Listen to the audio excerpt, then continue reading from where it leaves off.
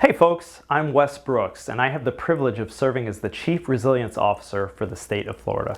I'm sorry I wasn't able to be in Delray Beach today, but you have a great lineup with Aaron Deedy, Megan Houston, Dr. Jennifer Jurado, and Penelope Redford, ready to give you expert insight into the resilience work happening in and around your area. From the state's perspective, we've really kicked into high gear because of Governor DeSantis' bold vision and leadership in this space. Our goal is to support, rather than supplant, the impressive efforts already underway across South Florida, and we're doing that in a variety of ways. As CRO and head of the statewide Office of Resilience, I've been conducting regional resilience tours to better understand the unique resilience challenges across our state. I'm proud to report that I'm on track to spend meaningful time in every single county this calendar year, helping to share information about state resources that the governor and legislature have made available to help all of our communities make progress towards a resilient future. I've also been working closely with state agencies, including the Florida Department of Environmental Protection, Florida Department of Transportation, the Department of Economic Opportunity, and the Division of Emergency Management to better coordinate state programs and work to innovate governmental processes to meet the urgent demands expected from projected climate impacts. One program in particular, the Resilient Florida program out of DEP, is a huge priority for the state of Florida and our governor. It is the single most significant commitment Florida has ever made to confronting the reality of current and future flood risks associated with sea level rise and changing precipitation patterns. And in many ways, it's quickly becoming a national model. The state has already committed over $1.1 billion in funding for implementing resilient solutions in the first 2 years of the program. That translates to more than $2 billion in resilience and infrastructure investments when local matching funds are included.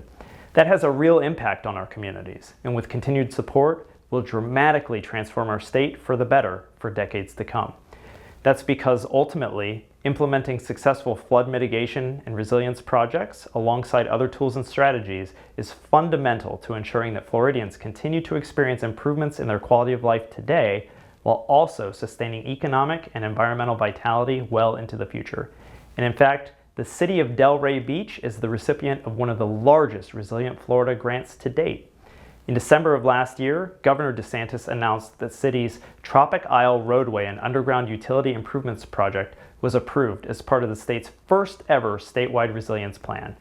As many of you know all too well, the Tropic Isle neighborhood has been subject to frequent and heavy flooding caused by high tides and sea level rise, all of which have contributed to the deterioration and deformation of the surface streets. The roadways and water utility conveyance systems in this neighborhood are recognized as critical assets that are clearly at risk from current and future climate impacts. So the Tropic Isle project includes adapting this infrastructure by raising the roads up to 6 inches, improving and upgrading storm drainage, and repairing and replacing utility infrastructure.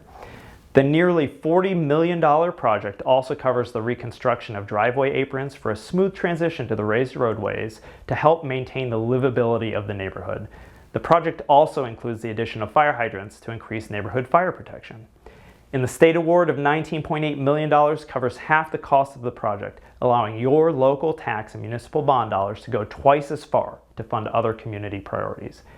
Everywhere I go around the state, our resilience programs are having an impact, and I look forward to seeing this project develop into a great example of what's possible through better coordination on resilience between state and local entities.